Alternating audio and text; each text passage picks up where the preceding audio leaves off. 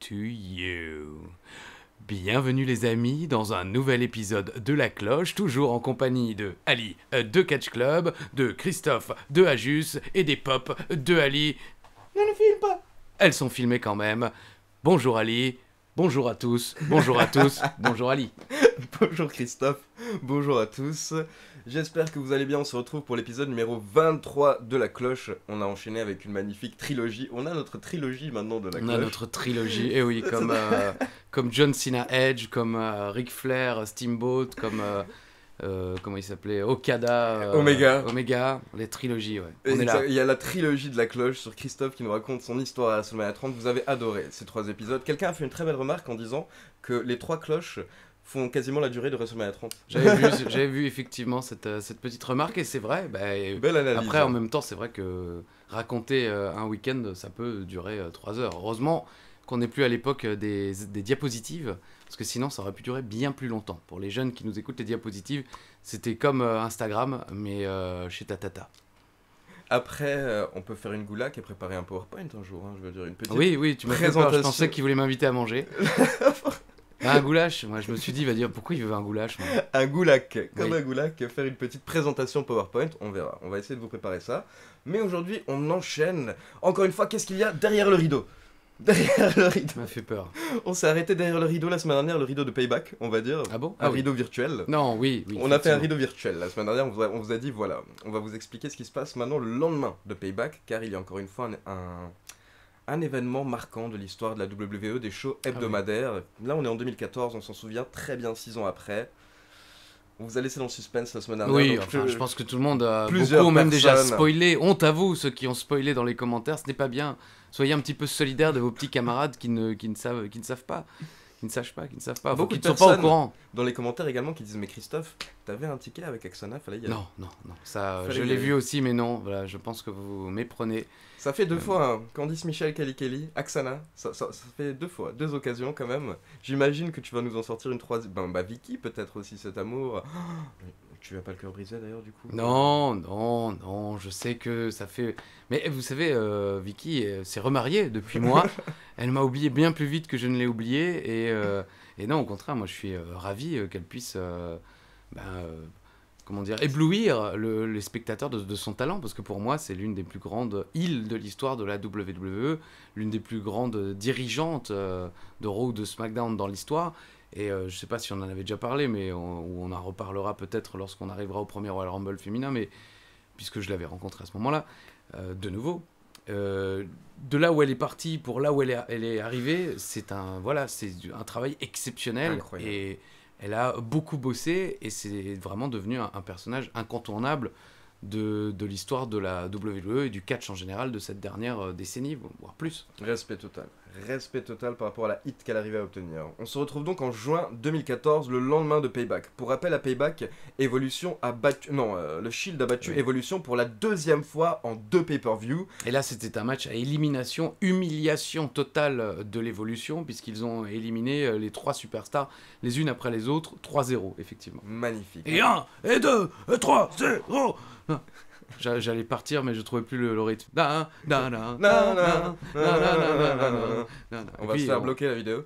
Ah bon? Ah oui, droit d'auteur. Mais sinon, on salue également nos amis algériens pour le 1, 2, 3. Viva Algérie! Donc, ce qui se passe le lendemain, c'est que Batista fait sa petite crise de star. Give me what I want. Pas encore à l'époque, mais... Car pour rappel, Batista avait remporté le Royal Rumble, hein, même si personne n'a apprécié cette victoire. Batista avait remporté le Royal Rumble et il est dégoûté, Macho Man, il est dégoûté de ne pas avoir eu son match 1 contre 1 à WrestleMania 30. Il se plaint du fait d'avoir dû participer à un triple threat, il n'est pas content, donc il exige à Triple H d'avoir son match pour le titre lors de Raw du 2 juin, le lendemain de Payback. Triple H essaie de lui expliquer que de toute manière c'est pas possible car Daniel Bryan n'est pas présent. On l'a expliqué lors du dernier épisode, Daniel Bryan s'est blessé quelques semaines après WrestleMania, blessure à la nuque, donc il ne peut pas défendre le titre. Batista, il fait sa crise, il fait écoutez à ce moment-là, je me casse. Il se casse, il quitte la WWE à nouveau pour quelques temps. On se retrouve donc avec Randy Orton et Triple H qui sont plus que 2 face à The Shield à la fin du show. Oui, les 3 membres du Shield sont sur le ring. Randy Orton et Triple H sont à la fin de la rampe d'entrée. Et Triple H va prononcer ces mots extrêmement célèbres à savoir qu'il y a toujours un plan B. Et au moment où il prononce le mot un plan B, enfin les mots un plan B, eh ben, Rollins, qui était en retrait par rapport à Dean Ambrose et Roman Reigns, va fracasser un coup de chaise, sur qui d'ailleurs, maintenant j'ai un doute. Ambrose en premier, et ensuite Reigns se retourne et se demande qu'est-ce qui s'est passé. Bah moi j'ai l'inverse dans la tête. Ah voilà. Donc Seth Rollins frappe bien d'abord Roman Reigns et Dean Ambrose qui est totalement choqué à côté. Et toi, est-ce que tu étais totalement choqué? Bah évidemment, je pense qu'on l'était tous d'ailleurs, pour vérifier évidemment on vient de regarder à nouveau ce segment et il n'y a pas un bruit dans la salle, c'est bien la preuve qu'il se passe quelque chose d'historique et quelque chose qu'on n'oubliera jamais et je pense que beaucoup d'entre vous le vivent encore comme une blessure, comme beaucoup d'entre nous pour beaucoup de segments dans notre histoire de fans. C'est vraiment un moment inoubliable dans l'histoire de WWE Raw et évidemment que j'étais choqué, surpris, je m'attendais absolument pas à ce que le Shield implose ce jour-là, que ce soit Rollins d'ailleurs, parce que il y avait eu pas mal déjà de petits teasing. Oui, plusieurs fois dans l'histoire du Shield, on s'est imaginé que le Shield allait se séparer et souvent ça venait plutôt d'Ambrose. On aurait aussi pu imaginer Reigns qui devenait de plus en plus populaire et qui était l'homme fort du groupe et qui aurait pu se dire bah moi j'ai pas besoin de Rollins ou d'Ambrose pour faire ma vie, je peux me débrouiller tout seul. Eux ont plus besoin de moi que moi d'eux. Et je pense pas qu'on s'attendait vraiment à ce que ce soit Seth Rollins qui finisse par trahir. Et bon, c'est ce qui s'est passé. Donc Seth Rollins fracasse d'abord la chaise sur le dos de Roman Reigns, comme l'a dit Ali tout à l'heure. Et ensuite Ambrose se retourne et il fracasse Ambrose. Et ensuite il le démolisse. L'un des... Peut-être l'un des moments les plus inoubliables de cette dernière décennie. Je crois pas qu'il y en ait beaucoup. Bon là évidemment on n'a pas réfléchi. Donc de but en blanc, je pense qu'on ne viendra pas avec des moments plus inoubliables que celui-là. Mais... Dans les commentaires, j'en suis sûr, vous allez en trouver beaucoup et on va se dire, ah bah oui, évidemment, ça on a oublié. Mais c'est vrai que ce moment-là a été parfaitement réalisé. Alors, était-ce le bon moment? Fallait-il faire imploser le Shield? C'est-à-dire que, comme on vient de l'expliquer, ils avaient été tellement décisifs lors de Payback face à Evolution que tu te dis, ils étaient à leur apogée et on avait envie clairement d'en voir beaucoup plus à ce moment-là. Parce que le Shield pouvait dominer totalement la WWE, mais la fédération, comme par la suite plusieurs médias américains l'ont plus ou moins expliqué, après ce ne sont pas des infos, ce sont on va dire des rumeurs, la fédération se serait dit, écoutez, on a besoin de stars solo, là on a 3 stars solo, est-ce qu'il serait pas temps de les lancer? On peut pas leur donner tort, dans le sens où en tout cas les 3 stars solo par la suite ont explosé. Bien sûr, mais il n'y avait aucun doute qu'ils allaient devenir de grandes superstars en solo, mais... Après, c'est vrai que je regrette le fait qu'il n'ait pas osé aller jusqu'au bout, dans le sens donner le titre mondial à l'un des 3. Et ensuite, voyons ce qui se passe. Après, c'est sûr qu'on se serait beaucoup plus attendu à une trahison à ce moment-là, parce qu'on se serait dit, bon ben voilà, soit Reigns, soit Ambrose, soit Rollins touchent le titre mondial, donc forcément, l'un des deux autres va trahir, ou alors peut-être celui qui a le titre va trahir, ou en tout cas, voilà, ça aurait été plus attendu. Là, il y a le côté vraiment surprenant et choquant, qui, encore une fois, je le répète, qui fait que on a connu des segments où la réaction de la foule, c'est explosion de joie ou de huée. Là, il y a... Qu'est-ce qui se passe? What the hell is going on? Comme dirait poliment un Américain. Donc, moi, je me dis qu'ils auraient peut-être pu continuer. Parce qu'il y avait quand même du t-shirt à vendre. Il y avait quand même un gang comme on en a rarement connu depuis l'évolution à la WWE. Aussi dominateur, aussi apprécié et directement respecté.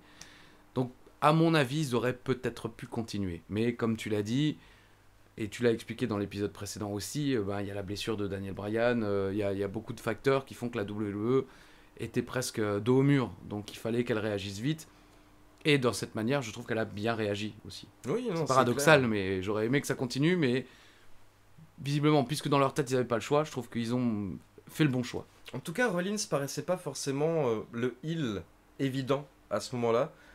Comme tu l'as dit, on imaginait beaucoup plus Ambrose peut-être être dans ce rôle, mais ça a pas... ou même Reigns, pour remplacer Reigns. Batista. Pour remplacer Batista aux côtés d'Orton et Triple H, il ressemble plus à Batista, Roman Reigns, que Seth Rollins ressemble à Batista. Les plans pour Reigns, on va dire, étaient déjà plus ou moins faits par la WWE, il avait été choisi. Oui, mais à partir de ce moment-là, c'était en à mode... l'époque où le Rock a été choisi, il a été envoyé dans la Nation of Domination, il était le entre guillemets sous-fifre de Ron Simmons.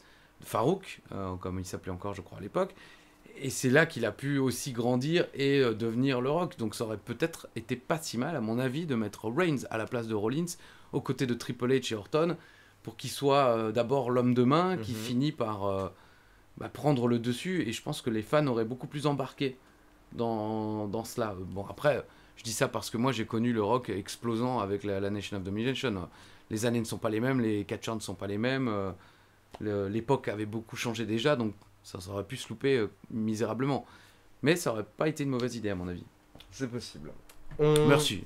On passe donc au prochain pay-per-view. Le prochain pay-per-view, c'est Money in the Bank. Mais avant, il se passe encore une fois la fin de l'histoire de Daniel Bryan pour 2014. Daniel Bryan, comme je vous l'ai expliqué lors du dernier épisode, la WWE ne lui avait pas encore retiré le titre parce qu'ils espéraient potentiellement qu'il puisse revenir assez rapidement. Au final, ce n'est pas le cas. Les médecins expliquent qu'il sera absent pour au moins 6 mois. Donc le 9 juin, une semaine après le Raw du lendemain de Payback, le 9 juin, la WWE annonce qu'il retire le titre à Daniel Bryan et que le titre sera en jeu à Money in the Bank dans un ladder match. Donc lors de Money in the Bank 2014, on a un Money in the Bank ladder match, mais on a également un ladder match pour le titre WWE. Donc justement, on a la carte sous les yeux. À ce moment-là, les Usos, qui sont toujours en rivalité avec les Wyatt Brothers, enfin la Wyatt Family. Même si Bray Wyatt n'est plus en rivalité avec le groupe. Paige également, donc toujours championne, qui bat Naomi lors du pay-per-view. Le Money in the Bank ladder match, bien entendu, Seth Rollins. Tu sautes quand même Adam Rose, Damien Sandow. Oui, je l'ai sauté. Match simple de 5 minutes, dont effectivement je n'ai aucun souvenir, mais c'était quand même des superstars sympas. Damien Sandow, Adam Rose. J'allais parler de Sandow un petit peu plus tard, parce que je crois qu'il est sur la carte de Night of Champions 2014, et il est dans sa phase Miss Dow. Oui. Et le Miss Dow, moi, il me faisait rire. C'était extrêmement bien trouvé, c'était vraiment très drôle et très bien fait. Mais voilà, bon, alors le Money in the Bank ladder match, où là on est déjà dans le début, on se rend compte que, parce qu'on est en quel mois déjà, Money in the Bank, c'est en été, mais on est en juin. On est en juin, on se rend compte que on va déjà quasiment à avril de l'année suivante. Oui. Totalement. Ce qui est assez fou. Je sais pas si la WWE avait déjà ce plan en tête, c'est possible. Moi, je suis d'une époque où la WWE préparait le WrestleMania, par exemple le 10, déjà au 9 en quelque sorte. Donc, bon, je suis pas sûr que ce soit le meilleur des exemples, mais en tout cas, ils préparaient toujours WrestleMania le mieux possible un an avant. Et là, on voit que Rollins donc gagne cette mallette Money in the Bank. Évidemment, la suite, ça va se terminer en avril. Il y a beaucoup de choses qui se passent entre temps, mais c'est quand même assez dingue de se dire que ça va presque durer quasiment un an. Dean Ambrose, Dolph Ziggler, Jack Swagger, Kofi Kingston et Rob Van Dam qui sont dans le Money in the Bank match avec Seth Rollins. Seth Rollins qui remporte le match grâce à l'intervention de Kane, le fameux Oliver Kane. Kane qui intervient, bien entendu, Kane qui fait également partie de The Authority. Kane qui est quasiment en top tweet toutes les semaines à cause du joueur de foot. Je sais pas si c'est uniquement à cause du joueur de foot. Ah bah si, bien sûr. Non, bah évidemment, pourquoi voudrais-tu non, mais enfin je me demande s'il n'y a pas un autre Kane, parce que là en plus il y a souvent... Non, il y a pas de Harry foot, Kane, je veux dire souvent. Tu crois que c'est que à cause de Harry Kane? Bah évidemment, bah moi je clique à chaque fois. Ok, moi je vérifie pas, ouais. Ah bah moi je vérifie direct, je me dis, oh purée, Kane en top tweet. Ah non, c'est le joueur joueur de foot. Bah ok, bien à lui apparemment, Harry Kane qui cartonne encore. Vive le Real également qui est devenu champion d'Espagne. On enchaîne avec la carte et on va mentionner... Oui, bah on n'a pas bougé, c'est bon, on enchaîne. Oui, vas-y. On va mentionner très rapidement un changement de gimmick en 2014 qui a eu lieu. Aux alentours de Money in the Bank, Cody Rhodes cherche un partenaire pour son frère Goldust. Il essaye plusieurs personnes, ça ne marche pas. Donc d'un coup, Cody Rhodes décide de faire équipe avec son frère, mais il décide de changer de gimmick. Et Cody Rhodes devient Stardust. J'imagine que vous avez tous des souvenirs de Stardust. Quels sont tes souvenirs de Stardust? Bah, ils sont pas si nombreux que ça, malheureusement. Je sais qu'il sera dans le match de l'échelle pour le titre intercontinental à WrestleMania, où Daniel Bryan récupérera ce titre intercontinental, justement. C'était pas... J'ai pas trouvé ça si horrible que ça. Non, mais je veux dire, c'est pas non plus la folie furieuse, parce que voilà, moi j'avais connu Goldust, et dès le début en plus, et moi j'adorais vraiment Goldust dès le début, ce qu'il faisait, et j'en ai déjà parlé, comme Remington Steele, cette série que j'adorais, il faisait des références cinématographiques régulièrement. À chacune de ses promos, il commençait par une réplique de cinéma. Et il donnait, et ça c'était pareil de la série de Pierce Brosnan qu'il a fait connaître, Remington Steele. Il avait des répliques de films dans ses dialogues. Donc moi j'adorais Goldust pour ça, et aussi pour ce côté vraiment complètement fou sa feud contre Ahmed Johnson à l'époque. Enfin voilà, donc Stardust, je trouvais pas ça horrible. Après, ça fait partie, je vais citer Shelton Benjamin il y a pas longtemps, de ces superstars où on se dit évidemment, il y avait sans doute beaucoup de choses à faire avec Cody, par son histoire familiale, par ses talents. Voilà, Stardust était peut-être pas forcément le meilleur choix, mais à ce moment-là, c'était pas non plus le pire. Ça le gardait dans les histoires, il était avec Goldust, ils pouvaient faire des choses ensemble, et ça nous donnait dans l'espoir, et je pense à eux aussi, de les voir s'affronter un jour en un contre un, pourquoi pas, à WrestleMania. Moi, personnellement, j'ai trouvé que c'était dommage. Comme C'est dommage. Comme Christophe Mais les l'a Belges, dit, c'est dommage. comme Christophe l'a dit, c'était pas non plus horrible. Mais j'aurais préféré voir un mec. Enfin, bien entendu, tu peux pas donner cette gimmick à n'importe qui. Stardust, ça doit être le frère de Goldust.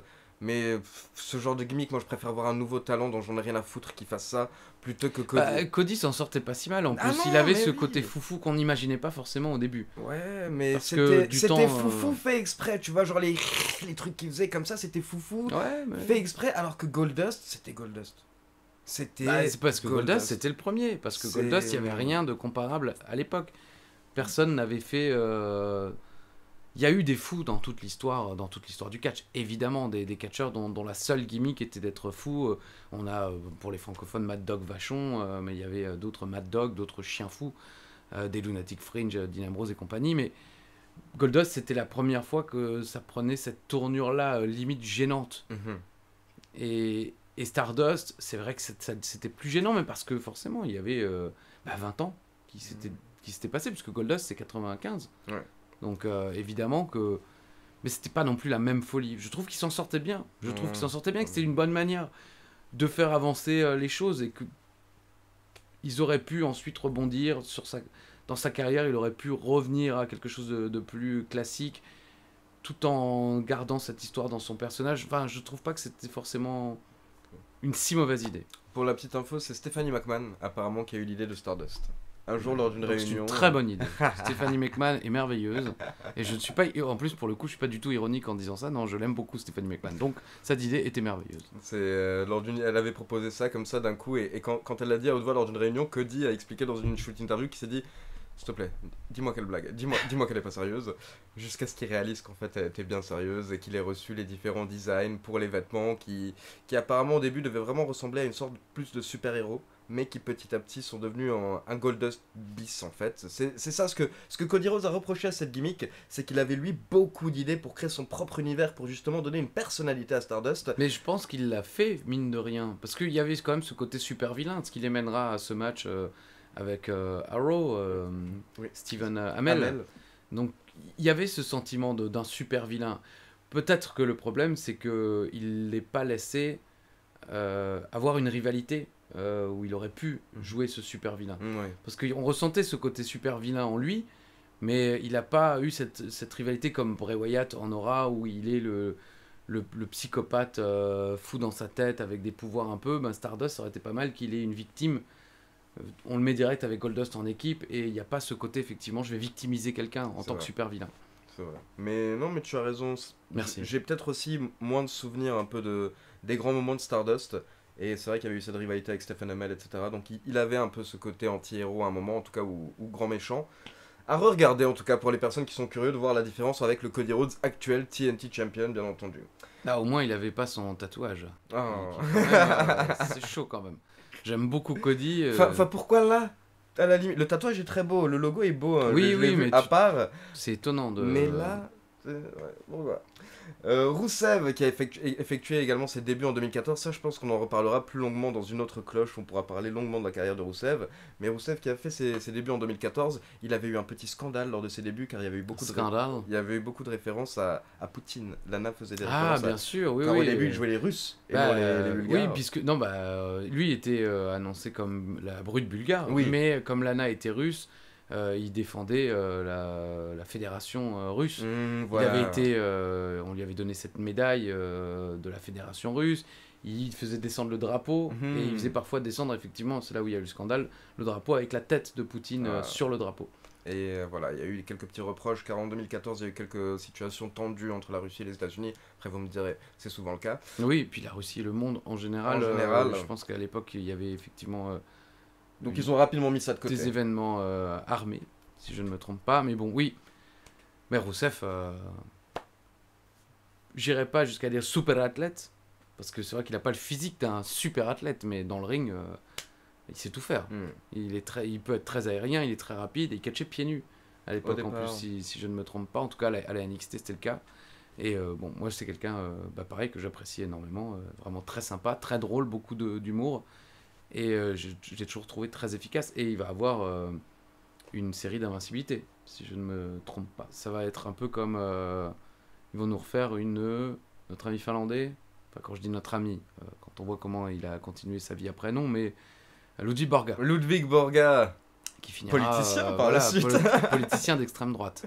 Ah, d'extrême droite. Qui sera appelé le Jean-Marie Le Pen finlandais. Ah, je me rappelais plus que c'était d'extrême droite, tiens, ça j'avais pas. Voilà. On passe au main event de Money in the Bank. Oh non, mais ils sautent toujours les matchs. Leila contre Summer Rae, quoi. Je veux dire, on ne saute pas Leila contre... Enfin, calmez-vous. Elle aussi, elle se calme. On n'oublie pas Leila contre Summer Rae avec Fandango en arbitre spécial, quand même. C'est l'une des plus grandes rivalités de la carrière de Fandango. Ah oui, un énorme match de 3 minutes 7 qui a clairement donc chauffé tout le monde juste avant ce main event. Le ladder match pour le titre WWE vacant, comme on l'a expliqué, Dan Bryan qui a rendu le titre vacant. John Cena contre Alberto Del Rio, Bray Wyatt, Cesaro en main event. Avec Paul Heyman, Kane, Randy Orton, Roman Reigns et Sheamus. Il y a du beau monde. Et à la fin, c'est John Cena qui gagne. Eh oui. Bah, c'est normal. C'est pareil, c'est mode panique. Oui. J'imagine. On vient de construire un mec... On n'a pas eu le choix en plus. Ces enfoirés de public nous obligent à construire un mec. Ce mec se blesse. Qu'est-ce qu'on fait ? Bah, on va quand même donner le titre à Cena, c'est plus sûr. C'est le choix safe, c'est clair. Écoutez, avec John Cena, on fait pas d'erreur. 15e titre de champion du monde de John Cena à cette époque, en 2014. On sait maintenant depuis qu'il a égalé le record de Ric Flair. Il en a gagné en 2017. Ouais, donc c'est 3 ans plus tard. Pendant 3 ans, il n'a pas gagné de titre. Il commençait tout doucement à tourner des films. Je crois qu'il va faire rapidement sa première apparition dans ce film humoristique avec cette comédienne américaine un peu ronde qui est assez connue, je crois. Amy quelque chose. Enfin, je sais pas si Goldberg. Bon, le film en tout cas a Amy dans le titre. Et il joue l'amant de cette jeune femme. Il fait des scènes assez cocasses au lit avec elle. Et je crois que c'est son premier... c'est même pas un second rôle, mais sa première apparition au cinéma où il va commencer à se faire remarquer parce que c'est vrai que les scènes sont amusantes et qu'on se dit, ah ouais, d'accord, c'est pas que une baraque. C'est comme avec le Rock. Il a fait pas mal de films. Mais pour ces personnes, quoi. Je crois que le premier film qui a fait un peu exploser le Rock, c'est Be Bad. Avec si de nom. Il joue un garde du corps gay qui veut à tout prix réussir dans la zik, et pendant tout le film il essaye de convaincre comment il s'appelle, celui qui faisait comme ça, qui dansait, Travolta. John Travolta, qui joue dans ce film, le héros du film. Il essaie de convaincre Travolta de lui trouver un rôle dans le musical. Donc avec Travolta en plus quand même. Donc, Ah oui, non, c'est un film assez sympa. Je crois que c'était Be Bad, mais je suis pas sûr. Mais voilà, le Rock et Cena a suivi le même chemin. C'est ça que je veux dire. Film humoristique où il joue un peu un rôle étonnant et il s'en sort plutôt bien. Ok. On enchaîne par la suite avec Battleground. Petite précision par rapport au prochain pay-per-view entre Battleground Money in the Bank et Money in the Bank, on a le retour de Chris Jericho. Chris Jericho qui fait des retours de temps en temps comme ça tous les 2-3 ans. Là il nous fait un retour, le dernier c'était pour Fandango. Là il nous fait un retour après WrestleMania 30, cette fois-ci c'est pour affronter Bray Wyatt. Quand Chris Jericho fait son retour, il se fait attaquer à Raw par Bray Wyatt et la Wyatt Family. Ça nous mène donc au pay-per-view Battleground cette fois-ci, où on a Chris Jericho contre Bray Wyatt. Bray Wyatt qui vient de perdre sa rivalité contre John Cena, on s'en est plein, pas mal dans la cloche. Et là, il enchaîne avec une défaite clean contre Chris Jericho à Battleground. Moi, je sais qu'à ce moment-là, je commençais à perdre espoir. Ah bah, je pense que tu n'es pas le seul, et à mon avis, l'espoir était à juste titre perdu. C'était foutu. Enfin, et non, mais c'est compliqué, après, bah c'est foutu, oui, je suis désolé. Et aujourd'hui, évidemment, il a réussi à revenir sur le devant de la scène grâce au film, même presque grâce au Covid, parce que le combat contre Cena à WrestleMania n'aurait sans doute pas eu le retentissement, c'est juste ? Il n'aurait pas fait autant de bruit. Le retentissing. Il aurait pas fait autant de bruit s'ils n'avaient pas été obligés de faire ça. Donc là, on est un petit peu déçu, mais on verra par la suite en fait que c'est une rivalité qui va durer entre Chris Jericho et Bray Wyatt. Il va y avoir 2 matchs encore par la suite. Un lors du prochain pay-per-view que Bray Wyatt va gagner, et ensuite une belle lors de Raw, et encore une fois, c'est Bray Wyatt qui va remporter cette rivalité contre Chris Jericho. Donc au final, ça va tout de même le relancer. Ouais. Mais Cela dit, elle n'est pas restée, je crois pas qu'elle soit restée dans l'histoire. Évidemment, certains d'entre vous ne l'ont pas oublié parce que Chris Jericho est votre superstar préféré ou Bray Wyatt, mais ça n'a pas été une rivalité de transition pour Bray Wyatt où, en gagnant contre Chris Jericho la guerre, ça l'aura mené vers de nouveaux sommets parce qu'il faudra attendre quand même encore un petit peu de temps avant qu'il puisse justement monter. C'est vrai. Le reste de la carte, honnêtement, rien de particulier. Du Adam Rose qui bat Fandango, Cameron qui bat Naomi, les Usos encore une fois contre la Wyatt Family. Quand même, par contre, si, et Jelly Page. AJ Lee Page, on avait parlé longuement de ce qui s'était passé entre elles avec les débuts de Page à Raw lors du dernier épisode. Il faut savoir que quand Page a battu AJ Lee, derrière AJ Lee a pris 2 mois de congé, en fait, où elle a disparu des écrans. Et quand elle a effectué son retour juste avant Battleground, elle a effectué son retour lors des shows hebdomadaires, et tout de suite elle a demandé un match impromptu, comme l'avait fait AJ Lee Page lors de ses débuts. Et même chose, AJ Lee bat Page lors de ce match, et elle récupère son titre. Donc en 2014, justement, cette rivalité va continuer entre AJ Lee et Page. Et moi, ça n'a aucun rapport avec ça maintenant, mais j'ai enfin vu le film. Le film. Avec Page, enfin sur la vie de Page. Ah, mais oui, je l'ai même pas vu. Produit par The Rock. Moi je l'ai vu parce qu'il est désormais disponible sur Canal. Donc tous ceux qui sont abonnés à Canal, il est disponible en VOD. Enfin c'est gratuit si vous êtes abonné à Canal. Et donc je l'ai regardé en fin de semaine dernière. Wrestling with My Family, je crois que c'est le titre anglais. Et il est assez sympa. C'est évidemment romancé. Parce qu'on nous fait croire que Paige galère à NXT jusqu'à le lendemain de WrestleMania 30, où elle débarque et personne ne la connaît, alors qu'elle est déjà évidemment championne à NXT oui. et qu'elle est déjà respectée, et que quand elle arrive à WrestleMania 30, elle est ovationnée. Là, elle arrive silence complet. Ils font comme si elle frisait devant AJ Lee, genre elle sait pas quoi dire avec le micro, elle se prend une claque, et les gens commencent à la siffler parce que truc.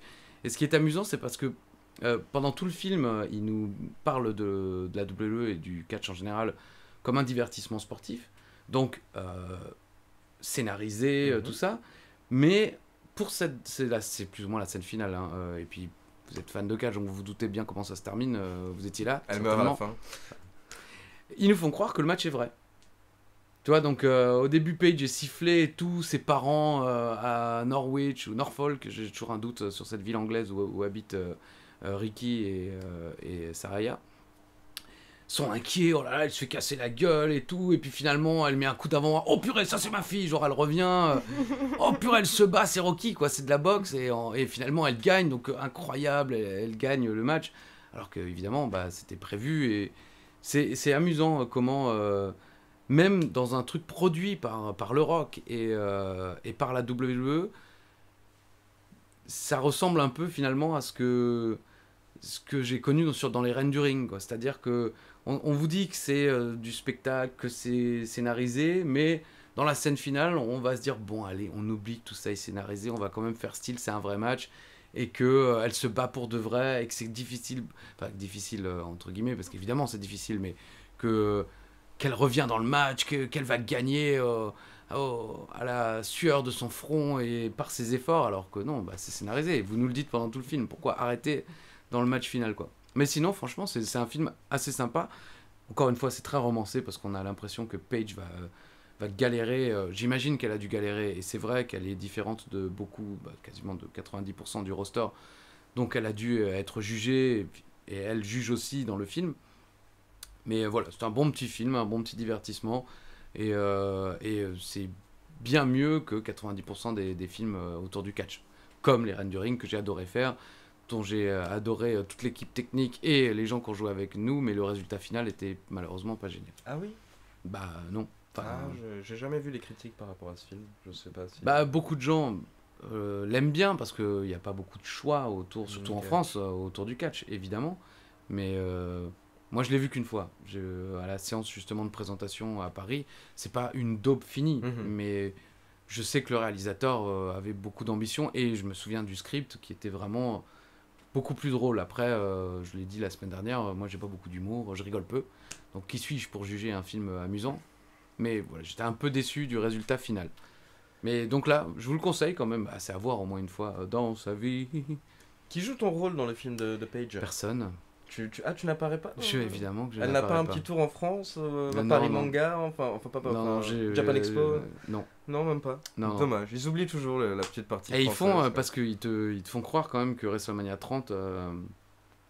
Enfin, ils remettent le logo de WrestleMania 30, elle est dans les backstage, elle voit le logo WrestleMania 30 et le Rock dans une loge lui dit, ben tu sais quoi, ils appellent les parents, ils disent demain tu seras à Raw. Ah ouais, oh purée, ils lui font comme Triple H, je pense, l'annonce aux superstars d'NXT. Là, ils ont fait croire que c'était le Rock qui annonçait à Paige qu'elle serait à Raw le lendemain et qu'elle affronterait Edge Lee. Edge Lee, qui est interprété par... Zelina Vega. Il le sait. Et moi, je le savais pas, j'allais le oublié, dire en moi. plus, j'allais dire, attends, c'était ma seconde question. Quelle est la performance de Zelina Vega? Est-ce qu'elle est aussi magnifique dans le film que dans la vie et qu'au général, au quotidien, est tout le temps magnifique? Oui, mais comme je connais Edgely et tout, j'ai pas été subjugué en quelque sorte. Parce que j'aimais beaucoup Edgely et c'est dommage qu'il soit pas allé au bout. Après tout, bon, je comprends que Paige ne soit pas joué par Paige. Non, mais il voulait une comédienne, c'est normal. Mais puisqu'ils ont pris Zelina Vega pour jouer Edgely, ils auraient peut-être pu, au pire, je prendrais Edgely. Directement. Je sais bien qu'ils étaient déjà en pleine rivalité. Surtout que AJ Lee a le même visage depuis 20 ans. Donc, oui, AJ Lee ne bouge pas, non, c'est vrai. Rejouer toutes ces périodes de sa vie. C'est vrai. Vraiment. Non, mais on voit Zelina Vega que à la fin. En okay. 2 scènes, c'est bon, tout. Bah, je regarderai la fin du film. Et par contre, ceux qui l'ont vu, je me demande s'ils ont reconnu dans les autres femmes de NXT, si elles sont censées représenter des vrais superstars de la WWE, parce que ils leur ont donné des noms bateaux. D'ailleurs, une s'appelle Jerry Lynn. Alors là, je me suis dit, qu'est-ce qu'a fait Jerry Lynn pour se faire balancer comme ça? Jerry Lynn, quoi. Une s'appelle Jerry Lynn. Mais je me suis dit, est-ce que l'une d'elles pourrait être Summer Rae? Est-ce que l'une d'elles pourrait... Je ne sais pas. Mais en tout cas, voilà, c'est les questions que je me suis posées en regardant le film. Et après, on découvre aussi quand même quelques catcheurs anglais. Il y en a un qui est très pote avec les UK Pitbulls, avec la barbe qu'on voit dans les entraînements. Et je me souviens malheureusement pas de son nom. Et un autre qui est au Performance Center, qui est assez connu sur la scène anglaise, mais pareil, je me souviens plus de son nom. Donc aucun intérêt ce que je viens de dire. Please. Regardez le film, comme ça vous verrez justement ce que ça donne et vous en apprendrez un petit peu sur la carrière de Paige. Oui, non, c'est pas non plus Wikipédia vous en apprendra plus, hein, oui. Mais cela dit, c'est assez réaliste, je pense, pour ce qui est des coulisses et de la manière dont les superstars débutent et de la pression qu'ils peuvent avoir sur les épaules. Ça, je pense que c'est assez réaliste, quoi. On repasse à la carte de Battleground très rapidement. Comme on l'a dit, il n'y a pas grand chose à dire par rapport à cette carte. Bon, Rousseff, comme tu as dit, qui enchaîne les victoires pay-per-view après pay-per-view. Pour le moment, pas de défaite. On peut préciser donc que Seth Rollins, après son heel turn, forcément, va enchaîner avec une rivalité avec Dean Ambrose. Dean Ambrose, les premiers mois. Ensuite, Roman Reigns. Et là, c'est quelque chose que j'avais un petit peu oublié. Je l'ai relu ce matin. Une fois qu'il a terminé sa rivalité avec Dean Ambrose, Seth Rollins doit enchaîner avec une rivalité avec Roman Reigns. Sauf que Roman Reigns a une hernie. Et du coup, en fait, Roman Reigns est retiré quelques jours avant le pay-per-view de la carte. Donc, encore une fois, la rivalité doit être totalement changée. Et Rollins repasse à une nouvelle rivalité avec Dean Ambrose. Puis Rollins se bat un petit peu contre John Cena à la fin de l'année 2014. Mais surtout, il va y avoir un grand segment avec Edge, dont on va reparler dans un instant. Et lors de Battleground, John Cena qui conserve le titre dans un Fatal 4-Way contre Kane, Randy Orton et Roman Reigns. On enchaîne avec le prochain pay-per-view majeur de 2014, SummerSlam. Première chose à préciser, c'est que le lendemain de Battleground, Brock Lesnar fait son retour à la WWE et Triple H annonce que John Cena devra défendre son titre face à Lesnar. Mais là, c'est le nouveau Lesnar. C'est le Lesnar qui a battu l'Undertaker. C'est ça. C'est comme dans les jeux vidéo, s'il avait évolué, tu vois. Oui, ou comme dans comme Cell. Voilà, exactement. Il a absorbé un cyborg. Mais malgré tout, je pense pas que quelqu'un s'attendait à ça. En tout cas, personnellement, je m'y attendais pas. Je me souviens vraiment du choc, parce que là, on n'y était pas. On n'a pas encore fait...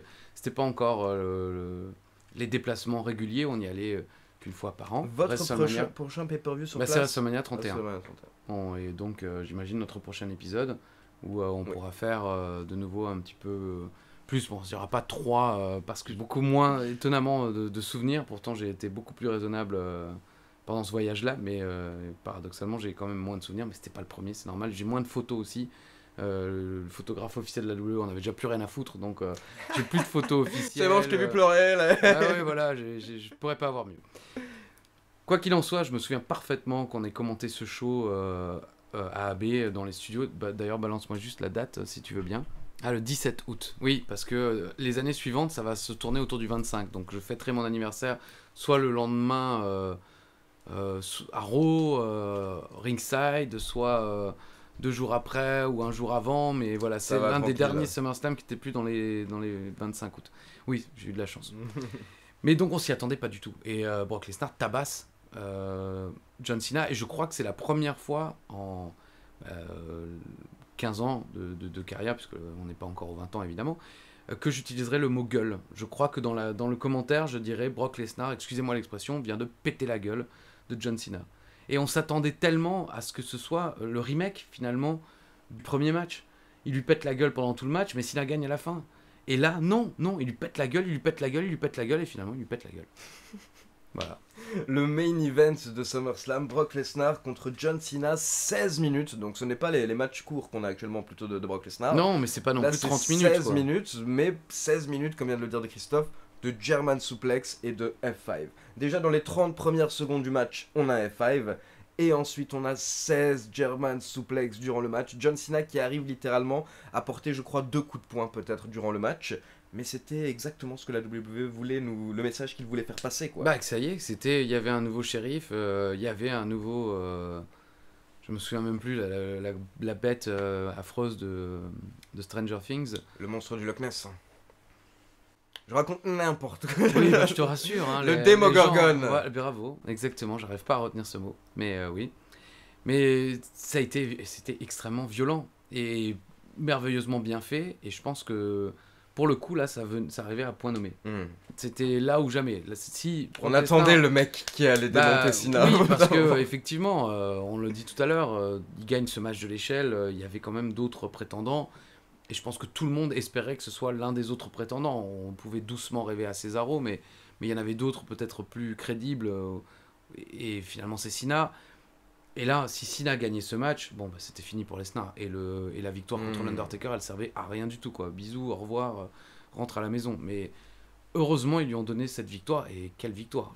Franchement, encore une fois, on parlait tout à l'heure pour le Shield, mais là aussi, c'est l'un des moments les plus inoubliables de cette dernière décennie. Et je crois que, je sais plus si c'était Ishtu ou les commentateurs américains, mais je crois que c'était Ishtu qui m'avait fait la vanne en disant qu'il y avait plus d'Allemandes dans ce match qu'à la fête de la bière à Munich, quoi. Et c'est vrai que ça marche bien, effectivement, c'est juste. Et c'est la première fois où vraiment la mise en place de Suplex City, ça sera évoqué avant, mais là, ça va devenir récurrent jusqu'à aujourd'hui, quoi. Où Lesnar maintenant, c'est souplesse. C'est vrai que maintenant c'est un peu trop ça. Tu l'avais mentionné dans une cloche précédente, mais tu trouves que voilà. Bah, un peu la facilité, oui, parce qu'il sait faire autre chose. Mais ce jour-là, c'était la première fois, donc évidemment c'était classe. Le problème, c'est que ça fait 6 ans maintenant. Non, c'est pas faux. Mais c'est clair que, comme tu l'as dit, en tout cas la première fois, quand tu regardes ce match, tu te délectes de la manière dont ça se passe. Et ça prouve encore une fois, vous voyez, beaucoup de personnes parlent du contenu du match, etc. Mais ce match, ça prouve ce qui est un bon match WWE. On n'a pas besoin de 10 000 prises. Là, il y a 2 prises qui sont répétées durant tout le match, dont une qui est répétée 16 fois.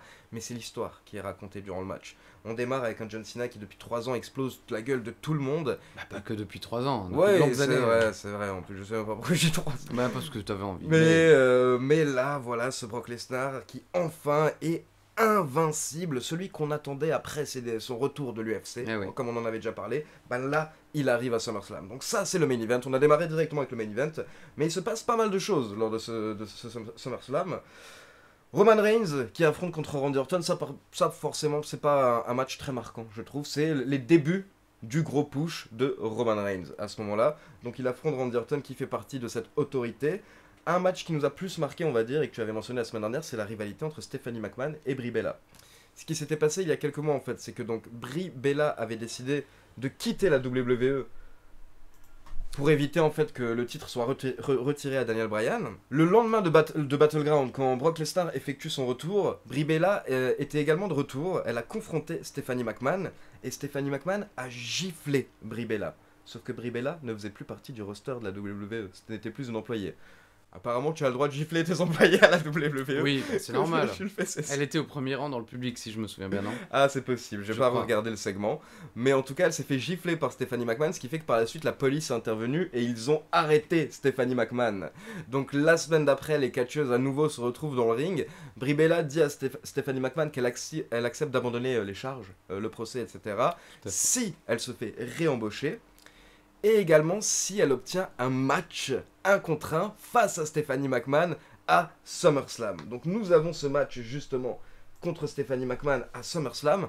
Un match où Triple H essaie d'intervenir. Triple H qui essaie d'intervenir et qui se prend un petit saut chassé de Brie Bella durant le match. Un sliding. Par la suite, Nikki Bella qui intervient également. On pense que c'est pour aider sa sœur. Et là, c'est le drame. C'est le drame. Nikki Bella qui trahit Brie Bella. Ce qui permet donc à Stephanie McMahon de battre Brie Bella. Encore une fois, est-ce que tu as un petit peu des souvenirs de cette rivalité, de la trahison? Oui, de la rivalité principalement, parce que je crois que c'était quand même l'une des... forcément, c'est Stephanie McMahon, donc c'était l'une des rivalités les plus mises en avant de ce SummerSlam, et qui était pas si mal. Je crois que il y avait une vraie hit, comme on dit de nos jours. Le public était chaud, quoi. Il y avait, c'est sûr, encore une fois, c'est pas Charlotte Flair, Sasha Banks, Bayley, Asuka... en talent in-ring, mais quand l'histoire est bien racontée, que la guerre est bien comptée, ça donne un match intéressant à vivre en direct. C'est pas le genre de match, évidemment, qu'on va revoir 6 ans après, en se disant, faut absolument que je me refasse ce match. Mais moi, j'en garde un bon souvenir de tension et de tension. Première vraie rivalité entre les Twins, les Bella, et je pense que, voilà... Je suis pas forcément le plus grand fan des Bella Twins, je les adore honnêtement. Ils les adorent. Mais elles ont par contre, ce que je veux dire, c'est qu'elles ont des personnes qui sont bien plus fans d'elles que moi. Et je pense que pour ces personnes-là, ça devait être vraiment intéressant de voir une rivalité entre les Bella. Nikki qui représente toujours un petit peu plus, surtout quand, je l'avoue, j'avais regardé quelques épisodes de Total Bellas au départ. Quand vous regardez ça, vous voyez vraiment en fait Nikki qui représente quand même un petit peu plus la personne un peu matérialiste. Qui un peu évidemment, plus, oui. Voilà, oui, le luxe, et etc. Bien et sûr, Brie Bella qui est vraiment la femme posée, j'aime la nature. Elle a aussi un peu le physique de ses convictions. On voit Brie Bella qui est le côté naturel, qui va pas forcément faire de chirurgie esthétique. Nikki Bella qui ressemble plus, entre guillemets, à un cliché de star de télé-réalité, comme on en connaît aussi en France. Mais bon, après, voilà, moi je juge pas. Je ne juge pas particulièrement, mais c'est vrai que je préfère Brie à Nikki. Ouais. Je suis plutôt ce style-là. Pas faux. Un bon couple avec ce Daniel Bryan, ils se sont vraiment bien trouvés. C'était marrant en fait de voir vraiment le Daniel Bryan qui allait bien avec Brie et le John Cena qui allait vraiment super bien avec Nikki Bella. Je vous conseille les premiers épisodes de Total Bellas. J'en ai vu, j'ai vu les premiers aussi. J'ai tenté le coup, quoi, comme tout le monde, je pense. Bon, pas longtemps, mais... Il montre, lors des premiers épisodes, à un moment, ils s'installent tous chez John Cena. Je sais plus pourquoi, oui. mais... Et du coup, on voit la maison de John Cena. Moi, c'est pas sa maison, elle est magnifique, bien entendu, mais c'est les règles. Les règles. Oui, on doit tous manger à la même heure. Une fois qu'on a fini de manger, les femmes font leur vie, les hommes vont dans le fumoir fumer des cigares. Le chien n'a pas le droit de rentrer. À un moment, le chien mort, je ne sais plus qui, John, au mollet. Mais vraiment, et le chien, il fait cette taille, quoi. Ouais, le chien des Brian. Et Cena, première réaction, bon, on le fait piquer. Le chien m'a mordu le mollet, il l'a pas bouffé, il lui a titillé le mollet, on le fait piquer. On le bute, rien à foutre, le chien meurt. Voilà. Non, mais c'est vrai, et on se rend compte que Cena, après, je pense que ça faisait aussi partie de la télé-réalité. Mais c'est ce que moi, c'est comme ça que j'essaie de me sauver en me disant ça. Cena est un heal, pas que pour le chien qu'il veut piquer tout de suite. Parce qu'on parle évidemment pas d'un pitbull qui a dévoré la moitié d'une jambe d'un proche de la famille ou quoi. On parle vraiment d'un petit chihuahua qui lui a titillé la cheville. Mais bon, j'ai jamais eu de chien, donc je ne sais pas comment ça se passe dans ces moments-là. Mais c'est vrai, Cena passe pour un heel fini, quoi. Un heel macho, rétrograde. Particulier, quelqu'un de très assez incroyable. Mais pour moi, c'est la définition de John Cena depuis le départ. Il est particulier. Il est génial. Mais il est aussi très particulier, il a cette tendance à adorer être en costard tout le temps, ce qui fait qu'il a un repas hebdomadaire où il force tout le monde à se mettre sur leur 31. Je crois que c'est pas le repas du dimanche ou du vendredi soir. Je crois, c'est possible. Oui, effectivement, il y a un repas où tout le monde doit s'habiller, mais même John Laurinaitis. Je veux dire, John Laurinaitis, qui est le boss de Cena et il est Bryan comme ça. dans la vie, bah, à la maison de Cena, oui, il bronche pas, quoi. Il ferme ça parce que John Laurinaitis, je sais pas si c'est encore le cas, je pense que oui. Oui. Et l'époux. La maman. Voilà, il a épousé Madame Bella. Mais après, tu vois, autant il est très bizarre, et je pense qu'ils ont clairement exagéré ce côté parce que c'est de la télé-réalité, autant en même temps, quand tu regardes, bah, il force le respect. Parce que bah, tu le vois un petit peu dans son quotidien, et tu vois à quel point c'est un modèle, en fait. À quel point tout ce qu'il fait est millimétré. Oui. Et Ouais, disons qu'il essaye de se comporter comme un homme, mais un homme du siècle dernier. En tout Ouais. cas, l'image qu'on avait des hommes au siècle dernier, c'est-à-dire forts, déjà, bon, ça évidemment, mais droits, qui ne doutent pas, et qui s'il doute, il le garde pour lui, qui instaure des règles strictes, et qui laisse peu de place d'ailleurs au choix quand même, ça, c'est, Oui, ça, de sa compagne ou des gens qui l'invitent chez lui, parce que c'est chez lui et que ça doit se passer comme ça, quoi. en tout cas, voilà, il est particulier, mais c'est une très bonne personne. Juste, Non, ça c'est vrai, il est gentil. ne l'approchez pas si vous avez un chien. Évitez. Oui, ou alors pas qui meurt. Mort. 2. Bon, bref, bisous. Lors du prochain pay-per-view, on a Night of Champions. Encore une fois, au niveau du main event, le match revanche. John Cena qui a une nouvelle chance face à Brock Lesnar. Brock Lesnar, donc maintenant qui est le champion de la WWE.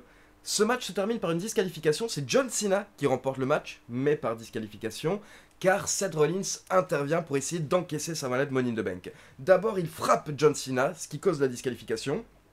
Ensuite, il essaye d'encaisser sur Brock Lesnar, mais entre-temps, John Cena se réveille, donc il empêche l'encaissement, on va dire. Et ça va arriver plusieurs fois à Seth Rollins, jusqu'au moment final qu'on citera lors du prochain épisode. Tout à fait. Du côté des femmes, je vois que Paige, qui avait récupéré le titre, est à nouveau battue par Edge Lee dans un combat triple menace avec Nikki. Donc, effectivement, Edge Lee redevient championne. Je me souvenais pas de ces changements de titre aussi Oui, fréquents. pas mal de changements de titre féminin en 2014. À partir du moment où Brock Lesnar remporte le titre, et c'est là que la haine va vraiment s'installer contre lui, c'est qu'on va commencer à ne plus le voir pendant de longues périodes, et c'est la première fois où on va se retrouver avec des périodes sans champion du monde. Ouais. C'est là littéralement à ce moment que ça commence, fin 2014. Car à partir de Hell in a Cell, donc après Night of Champions, et Hell in a Cell, pour vous donner la date exacte de Hell in a Cell 2014, c'est le 26 octobre. Nous n'avons plus On n'a plus de champion. nous n'avons plus de champion jusqu'au Royal Rumble, donc jusqu'en janvier, environ 3 mois, 3-4 mois. C'est fou. Aujourd'hui, limite, maintenant, ça paraît habituel. Mais à Plus l'époque... trop, parce qu'effectivement, maintenant, de nouveau, C'est vrai. on a quand même Braun d'un côté et Drew de l'autre. J'ai eu un doute pendant un instant, mais voilà, Braun et Drew qui sont là, et toutes les semaines, C'est vrai. surtout Drew McIntyre, qui est vraiment là toutes les semaines et un rôle très important à Raw. Mais à ce moment-là, c'était un choc dingue. Et c'est vrai que beaucoup dans l'univers du catch, pas de la WWE, mais dans l'univers du catch, on dit que c'était fait exprès par la WWE pour justement faire grandir la haine de Lesnar, pour que les gens pensent que Lesnar On a le rien fait à faire. exprès, voilà, il s'en fiche. Et c'est vrai que ça a bien marché. Je ne sais pas à quel point Lesnar s'en fiche, mais en tout cas, le public le déteste pour ça. Après, il se fait pas forcément tout le temps huer. Quand il arrive et qu'il tabasse John Cena, il se fait ovationner. Ça dépend de la personne contre qui il est, en quelque sorte. Mais en tout cas, ça a bien marché, mais c'est vrai qu'à l'époque, c'était un choc. Pour moi, le vieux fan que j'étais, c'était moins dur à digérer dans le sens où, quand j'étais gosse, Hulk Hogan, on ne le voyait jamais. Moi, je me souviens, j'ai dû voir 3 ou 4 matchs de Hulk Hogan à la télé. J'en parlais il n'y a pas si longtemps que ça, Hulk Hogan contre King Haku, par exemple, que j'ai vu à la télé chez moi dans mon salon, mais sinon, pendant des semaines, on ne voyait plus Hulk Hogan, et moi, c'était 45 minutes où on ne voyait que Brutus Beefcake, les Powers of Pain, des Demolition, enfin, des seconds couteaux, en quelque sorte. On voyait un peu plus Macho Man, mais dès qu'il était champion, on le voyait quasiment plus non plus. Donc c'est quelque chose où j'étais habitué, mais je me souviens quand même parfaitement de la difficulté d'essayer d'expliquer ça aux gens, parce que nous, on était sur AB1 tous les mois, et à partir effectivement de ce moment-là, les gens commençaient à dire « Ouais, mais il n'y a même pas de match de championnat, qu'est-ce que... » Enfin, c'est nul, c'est de la merde. Et d'essayer d'expliquer aux gens, non, mais il y a quand même de l'enjeu, il y a quand même des matchs.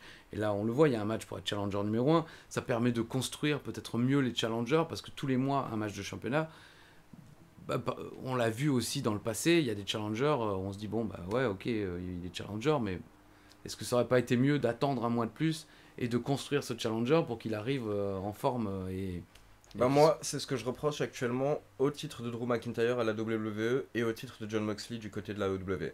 McIntyre, depuis qu'il a remporté le titre à WrestleMania, il a enchaîné 3-4 rivalités d'un mois à chaque fois. Oui. Un pay-per-view, ça n'a jamais duré, je crois, plus qu'un pay-per-view.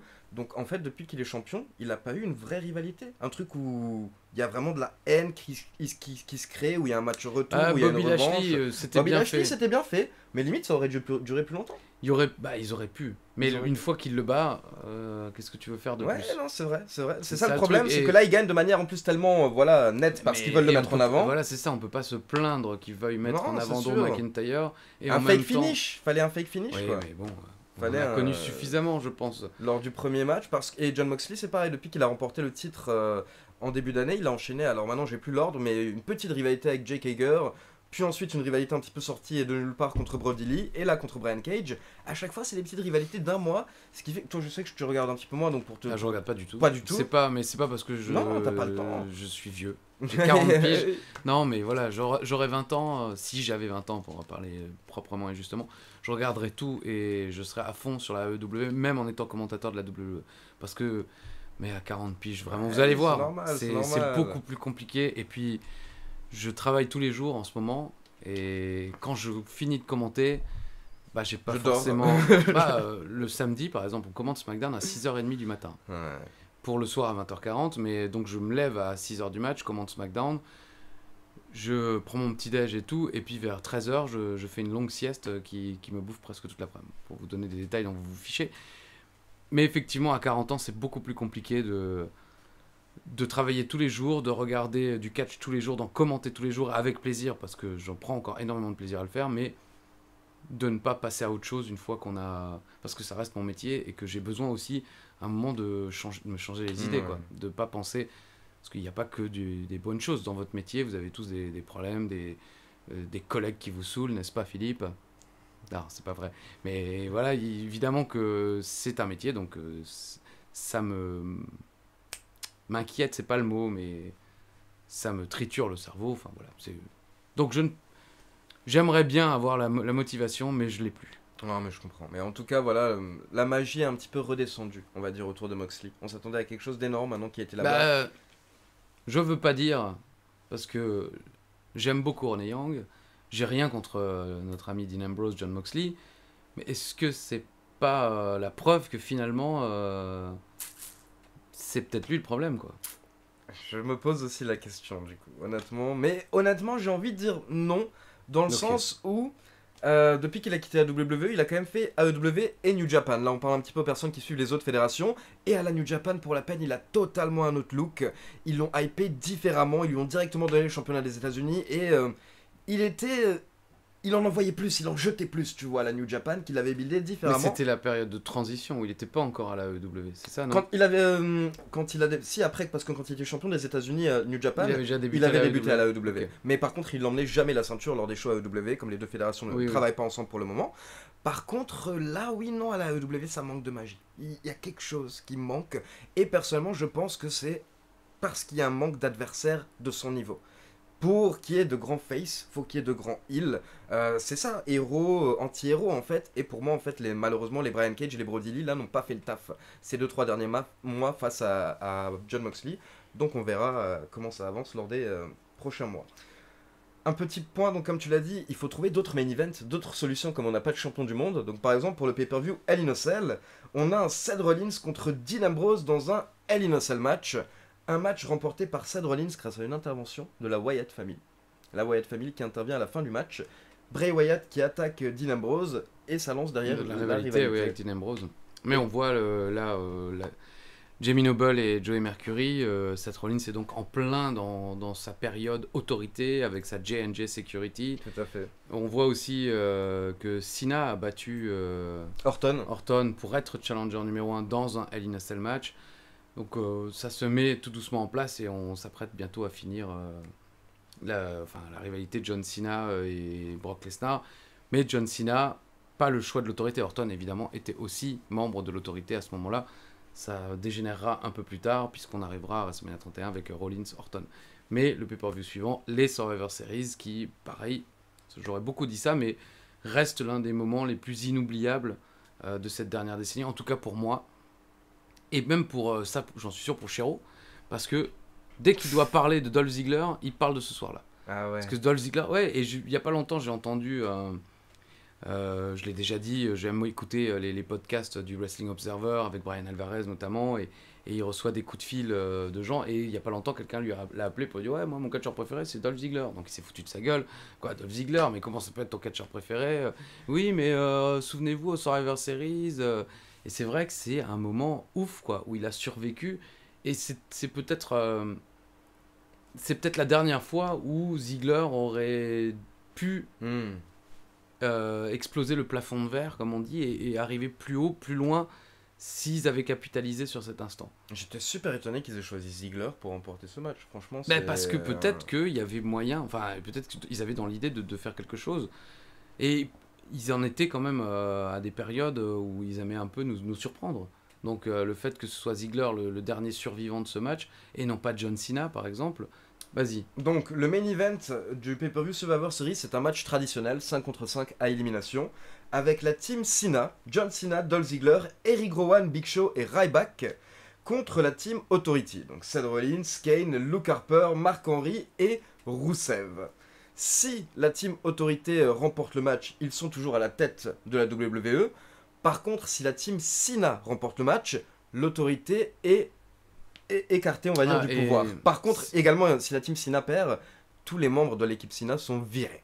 Sauf Cena, je vois. Sauf Cena. With the exception of Cena himself. Bon boss, Cena, bon capitaine d'équipe. Ouais, sympa. Voilà. Allez les gars, si on perd, je vous vire. Enfin, il vous vire, mais en gros, c'est moi qui vous vire quand même. À la prochaine.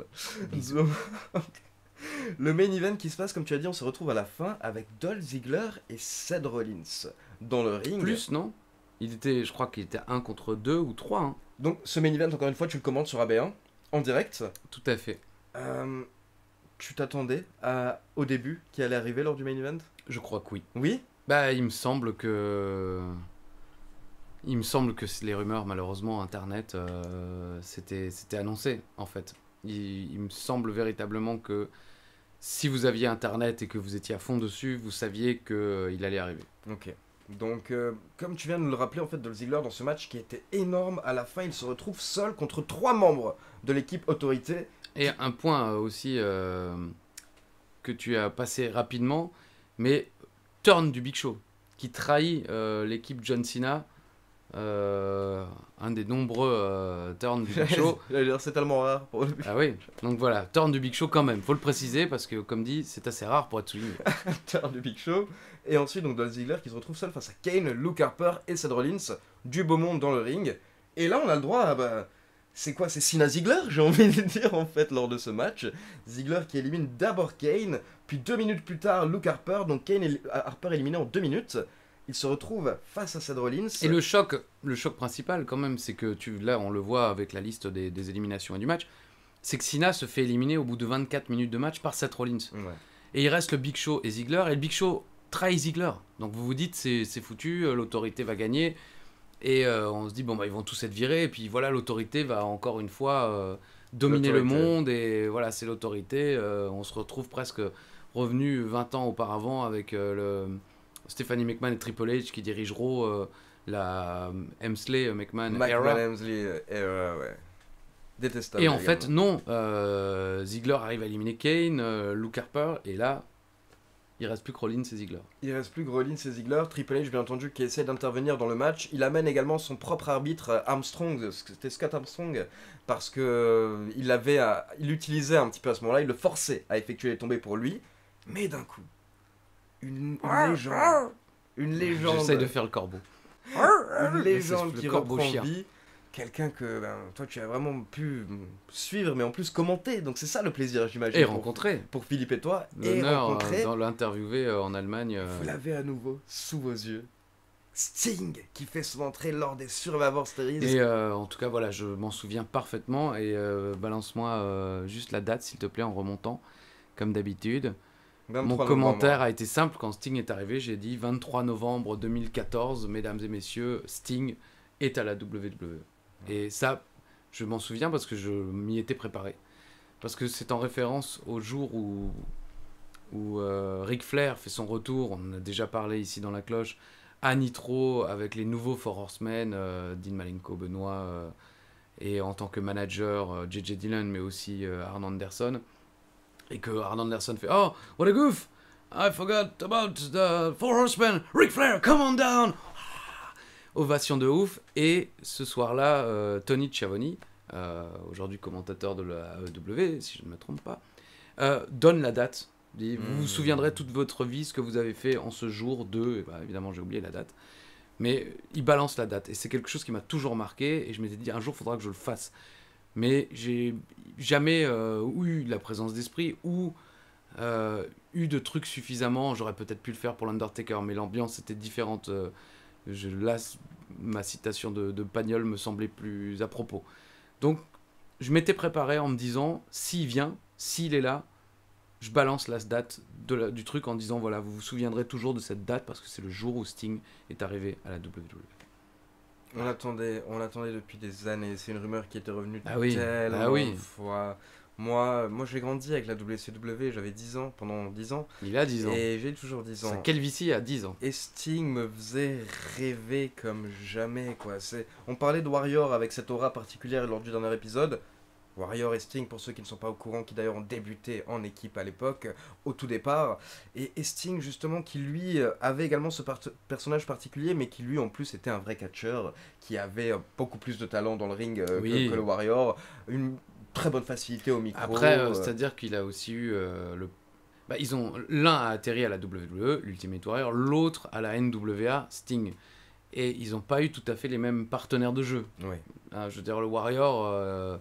il affrontait Mike Sharp et le Brooklyn Brawler ou Dwayne Gill régulièrement à Superstar, pendant que Sting, lui, se faisait les dents avec Ric Flair. Avec honnêtement, Flair, non, mais avec beaucoup d'autres, effectivement, de gars dont le but était de sortir des matchs de qualité, alors qu'à la WWE, c'était plus le côté show, spectacle.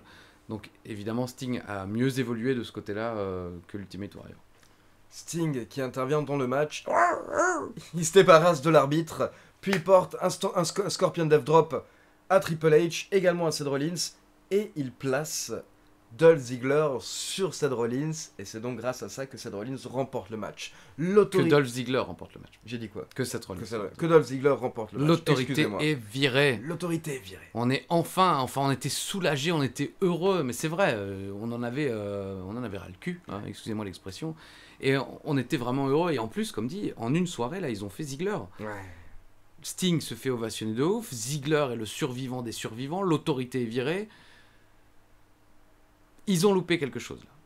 Parce que ce qui arrive ensuite, c'est pas ce qu'il fallait faire, à mon avis, hein. Et je pense qu'on est quand même à peu près tous d'accord là-dessus. Ziggler aurait dû capitaliser là-dessus, et il n'y aurait pas dû avoir le retour de l'autorité comme ça s'est passé, de cette manière, en plus très rapidement, si je me trompe pas. Je veux dire, ça ne dure pas, c'est comme la première fois où Cena se fait virer, il est de retour la semaine suivante, quoi. On était le 23 novembre pour Survivor Series, donc environ un mois, car on va passer directement à ce segment. Fin 2014, il y a un segment où Edge apparaît lors de Raw, mais Edge est pris plus ou moins en otage par Seth Rollins. Seth Rollins qui n'en peut plus, il veut que l'autorité reprenne le pouvoir. Donc en fait, il place Edge au sol et il met son pied juste au-dessus de lui. Il demande à John Cena de redonner le pouvoir à l'autorité, sinon... Oui, parce que Cena était le seul dans l'histoire, évidemment, capable de pouvoir réintégrer l'autorité à la WWE. Donc, sinon, Seth Rollins porte son curb stomp à Edge, et à cette période-là, mais même des fans, honnêtement, avaient un peu peur, parce qu'on avait tous peur pour Edge. On était en mode... Edge ne doit pas monter sur un ring. Oui, donc, voilà. On était tous dans ce segment, c'était très bien joué. Effectivement, oui. Ça ressemblait, pour les anciens qui ont connu ça, à la ECW, où Pitbull 2 s'était fait briser le cou, et Shane Douglas, avec lui, il avait fait un segment où Pitbull 2 avait cette structure qu'on donne aux gens qui ont le cou brisé, avec une armature, je sais pas pourquoi je dis ça comme ça, une armature qui vous maintient que le cou ne puisse pas bouger. Donc vous pouvez tourner comme ça, mais ça vous cale, il y a des bouts de ferraille là, et puis une minerve très serrée, et effectivement pour que rien ne bouge. Et Shane Douglas avait pris le truc, elle avait commencé à le remuer, et c'était tellement réaliste que le public avait été ultra choqué. Ils avaient joué là-dessus, dans les vestiaires, on voyait les autres superstars prêts à tabasser Shane Douglas. Ça fait partie des angles extrêmement connus de la fin des années 90. Et là, ça y ressemblait parce qu'effectivement, on savait qu'Edge était vraiment blessé. On savait qu'Edge était en danger s'il y avait un faux mouvement. Et on le sait que trop bien, malheureusement, un faux mouvement peut arriver très vite, même quand on ne veut pas. Donc c'était assez terrifiant comme scène. Très terrifiant, ça a totalement marché. Edge qui avait parfaitement joué son rôle. John Cena qui accepte, donc l'autorité fait son retour, et pour remercier Seth Rollins, Triple H l'inclut dans le match pour le titre au Royal Rumble 2015. Donc à la base nous devions avoir un match entre John Cena et Brock Lesnar au Royal Rumble 2015, qui se transforme donc en match à 3, car Seth Rollins intègre le match. Donc on a terminé plus ou moins avec l'année 2014, on reviendra un petit peu sur les rivalités féminines, car on a oublié de mentionner Nikki Bella a remporté le titre en battant AJ Lee en fait lors du dernier pay-per-view. Donc Nikki Bella termine l'année 2014 en championne féminine et elle se rabiboche derrière avec Brie Bella. Je pense qu'on expliquera ça lors du prochain épisode pour expliquer la route justement vers le prochain WrestleMania. On passe très rapidement, on va terminer avec le Royal Rumble 2015. Royal Rumble 2015, ce match Brock Lesnar contre Seth Rollins contre John Cena. Est-ce que tu as des souvenirs Oui, de ce match? C'est un sacré match. On l'a recommandé il n'y a pas longtemps pour AB1 et AB Explore. Il m'avait... comment dire, j'étais moins ébloui qu'à l'époque, mais bon, il a été coupé. Mais il me semble qu'à l'époque, Bam Direct, les gens disaient que c'était le match de l'année. Que dès janvier, la WWE frappait fort et que ça pouvait très bien être le match de l'année. Alors après, la suite fait qu'on l'a plus ou moins oublié, mais je pense que les gens qui ont vu ce show sur AB1 et AB Explore, ou AB3 d'ailleurs peut-être à l'époque, ou ceux qui ont suivi la WWE s'en souviennent quand même, quoi, parce que c'était un match, ça allait super vite. Oui, moi c'est ça ce qui Seth Rollins, je me rappelle, c'est Seth Rollins, sa performance. Est sorti du lot, il sort un Phoenix Splash, il sort des sauts à l'extérieur, il s'est vraiment affirmé dans ce match. Et bon, Brock Lesnar conserve le titre, mais voilà, c'était un superbe match, énormément de rythme et voilà, beaucoup de prises, beaucoup de choses rapides, qui fait que j'en garde un très bon souvenir. Je pense que vous aussi. Brock Lesnar conserve le titre, mais il ne faut pas oublier que Seth Rollins a toujours la mallette. Toujours sa mallette. Au niveau des autres matchs du Royal Rumble, Cesaro et Tyson Kidd, une équipe qu'on regrette énormément. Cesaro et Tyson Kidd qui battent le New Day dans un tag team match. Pas mal de tag team match en fait, les 4 premiers matchs de la soirée. Ascension qui battent les New Age Outlaws, les Usos qui battent Damian Mizdow et The Miz. Ascension quand même, c'est fou. Connor et Victor. On a des nouvelles d'ailleurs depuis qu'ils ne sont plus à la WWE. Ils ont juste annoncé leur nouveau nom récemment. Je veux plus dire de bêtises parce que je lis tellement d'articles, mais je crois que c'est The Awakening. Je crois qu'ils sont appelés The Awakening maintenant. D'accord. Mais pour le moment, on ne sait pas où ils vont. En tout cas, lors des prochaines semaines. Et donc les Bella Twins qui sont réunis lors de ce pay-per-view et qui affrontent Paige et Natalya, qui ont battu Paige et Natalya. On reviendra lors du prochain épisode sur le rabibochage des sœurs Bella. On enchaîne. Ça l'intéresse. On enchaîne avec le Royal Rumble match. On en a eu un très particulier l'année dernière, quand Batista n'a pas vraiment été accepté par la foule. Et on a encore une fois un cas très particulier lors du Royal Rumble 2015. Est-ce que tu peux nous dire un petit peu tes souvenirs par rapport à cette fin de match dont on a parlé juste avant hors caméra, où personnellement je ne me rappelais même pas qu'il y avait une intervention à la fin du match. Oui, moi non plus. On parle de l'intervention du Rock, hein, qui effectivement va venir festoyer avec Roman Reigns. On dit souvent que, et c'est sans doute vrai, que les officiels l'ont envoyé festoyer avec Reigns, histoire qu'il ne soit pas sifflé. Bon, ça n'a pas marché, hein, c'est foutu. Mais la grande histoire de ce Rumble, alors je remonte juste quand même. Donc il est 10e. Ah oui, et il se fait quand même éliminer assez rapidement. Et on est à Philly, je crois, non ? Et on est à Philadelphia quand même. Il y a des trucs dont je me souviens.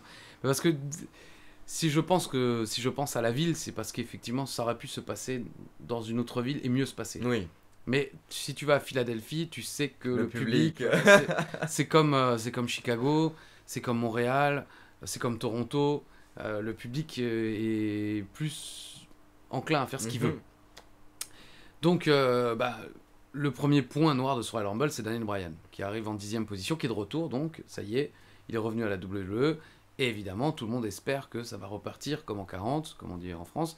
Alors, en parlant de vieilles expressions, beaucoup se sont moqués de moi la semaine dernière, 22 v'là les bleus. Parce que moi je disais 22 v'là les flics. Mais la vraie expression française, c'est 22 Oui. v'là les flics. J'ai vérifié, non, parce que vous m'avez fait douter. Mais 22 v'là les bleus, effectivement, existe dans la chanson de Passy, par exemple, et a sans doute dû être utilisé depuis. Mais la vraie expression française, c'était 22 v'là les flics. Voilà, hein, j'ai pas toujours tort. Souvent, hein, je devrais pas être là déjà, c'est ma première erreur, mais j'ai pas toujours tort. Donc Bryan revient, il est là dans ce Royal Rumble, on est heureux, on se dit que ça y est, ça va repartir, et que il va le gagner ce Rumble. Puisqu'il l'année dernière, ils ont eu la mauvaise idée de ne pas le faire gagner le Rumble et de faire gagner Batista. Là, il est de retour. Come on, guys. Bien sûr, on va lui faire gagner le Rumble. Eh ben non. Eh ben non. Et si Bryan avait gagné le Rumble, je suis sûr qu'aujourd'hui, Roman Reigns serait beaucoup plus accepté par les fans. Je pense que c'est cette victoire qu'il a foutu dedans pour le reste de sa carrière. Parce que les gens voulaient Daniel Bryan. Et bon, après, je comprends la WWE. Et puis, Daniel Bryan, mine de rien, il va récupérer le titre intercontinental, spoiler, à WrestleMania, qu'il va devoir rendre, comme il a rendu le titre mondial, parce qu'il était blessé. Et là, il va prendre cette première retraite. Donc, la WWE a peut-être bien fait, mine de rien, de ne pas construire tout autour de Daniel Bryan, puisque son corps était en train de le lâcher. Mais force est de constater que Roman Reigns donc, gagne le Royal Rumble, avec l'aide du Rock à la fin, et il est sifflé comme jamais. Et en plus, le Royal Rumble est presque gâché, j'ai envie de dire, par Big Show et Kane, de l'autorité, qui vont flinguer une énorme partie du Royal Rumble, quoi, éliminant tout le monde. Je pense que la WWE espérait dégoûter suffisamment les gens avec Big Show et Kane pour qu'on se dise, bon allez, Roman Reigns, c'est pas si mal, c'est toujours mieux que Big Show ou Kane. Mais ça n'a pas suffi. C'était Philadelphie, ça n'a pas suffi. Ça aurait suffi à Boston, ça aurait suffi à Phoenix dans l'Arizona. De toute façon, à Phoenix, en général, les gens font pas de bruit. Donc ça va, on aurait pu le faire. Mais là, à Philadelphie, ils voulaient pas Roman Reigns. Ils voulaient pas. C'est fou cette question de timing, vous voyez, parce que honnêtement, Reigns aurait peut-être dû gagner le Rumble l'année précédente. Comme on l'a expliqué, au lieu de le donner à Batista, oui, il aurait plutôt ou il y a dû 2 ans. gagner, ou il y a 2 ans. Mais celui-là, c'est un des seuls qu'il n'aurait pas dû gagner, en fait, malheureusement. Le public, à partir du moment où Daniel Bryan est éliminé, le public scande son nom pendant la deuxième partie du Royal Rumble. À tel point que je me souviens, beaucoup de gens pensaient qu'il allait revenir. Ouais. Beaucoup de gens se disaient, c'est pas possible. On avait des espoirs fous en fait. Il va revenir, il va reparticiper, ou il va peut-être venir avec un match, j'en sais rien, mais beaucoup de gens se disaient que c'est pas possible, il va forcément revenir dans le match. Parce qu'en fait, pour vous mettre dans ma position en tant que fan de Daniel Bryan en 2014, moi les 6 mois de juin jusqu'à janvier où il n'était pas là, pour moi, c'était comme si on était en pause. On attendait qu'il revienne. Moi, j'attendais juste qu'il revienne pour qu'on lui redonne les titres. Moi, j'attendais. J'avais pas eu ce que je voulais, en fait. Même s'il avait remporté les titres à WrestleMania 30, j'avais pas eu tout ce que j'attendais derrière en tant que fan de Daniel Bryan. Donc, j'attendais qu'il revienne pour qu'il puisse accomplir tout ça. Sauf que la WWE, qui est une entreprise, elle est passée à autre chose, en fait. Bah, évidemment. Elle est passée à autre chose. Et ils ont laissé tomber Daniel Bryan en tant que main eventer, en tout cas à ce moment-là. Comme on l'a expliqué quand il revient par la suite, c'est pour le titre intercontinental en plus. De nos jours, on revit presque la même chose avec Finn Balor, qui se blesse au pire des moments, qui met un petit peu de temps à revenir, et puis quand il revient, mec, voilà. On a tourné la page. C'est comme vous êtes avec une copine, vous séparez. Vous continuez à penser à elle pendant tout le temps, vous retombez sur elle 1 an plus tard en vous disant, il y a une soirée, on vous dit ouais elle sera là, vous dites oh purée, bon allez, bon, cravate pas, allez. Non mais voilà, parfum, oui, je vais faire 50 pompes avant d'y aller, enfin pendant les 3 semaines qui passent, hein, parce qu'évidemment pas le jour même. Mais bref, oui, je prépare et tout, puis vous arrivez à la fête, ouais elle est déjà là, ouais, elle est enceinte. J'y vais. Voilà, quasiment. Ouais, enceinte, ou elle est là, je te ça, présente mon mec. Enfin, à mon âge maintenant, c'est ça, quand tu revois une de tes ex, elle est enceinte, ou elle est mariée, ou elle vient d'acheter un appart la plupart du temps. Exactement. Et ben là, c'est pareil. Brian, je pense pas qu'il était dans cet état d'esprit. Il connaît le catch, il sait comment ça se passe. Il savait parfaitement que, en revenant, c'était pas juste comme ça, qu'il allait devoir travailler, regagner sa place et tout. Mais pour les fans de catch, comme Ali, on s'est dit, c'est normal. Ils ont attendu Brian, bah non, ils l'ont pas attendu. Non, ils l'ont pas attendu. Ils ont changé de meuf, ça y est quoi. Ils sont heureux, ils ont un chat. Super quoi. Ils Faut passer à autre ils vont au chose. McDo ensemble, ils regardent des films, c'est bien quoi. C'est la vie. Donc l'année, voilà, on va terminer sur ce Royal Rumble assez particulier remporté par Roman Reigns, ce qui veut donc dire que Roman Reigns se dirige vers le main event de WrestleMania 31 face à Brock Lesnar. The Beast. The Beast, Brock Lesnar contre Roman Reigns. Ce sera donc le contenu du prochain épisode. La semaine prochaine, on se retrouve pour s'intéresser à WrestleMania 31 où tu étais à nouveau. J'y étais, et déjà premier spoiler, j'ai failli ne pas y aller.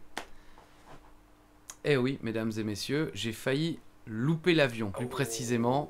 Je vous raconte tout ça, évidemment, dans le prochain épisode de La Cloche. Et en attendant, je vous souhaite encore un bel été. Je vous remercie sincèrement pour toutes vos vues. N'hésitez pas à partager. Je trouve que ça partage peu, cela dit. Hein. Non, mais je me plains un petit peu. Il fait chaud, je suis en train de perdre la tête. Je trouve que ça partage peu. Hein. Donc n'hésitez pas à partager. Je like toujours. Ali également, tous les partages. Même si vous ne partagez que pour avoir un like de Christophe Ajus ou de Ali de Catch Club, faites-le. Ça nous fera plaisir. Ça ne fera pas des plus beaux vêtements ou la chambre d'Ali ne sera pas mieux. Mais c'est toujours sympa de se dire que c'est partagé. En tout cas, voilà. Hein.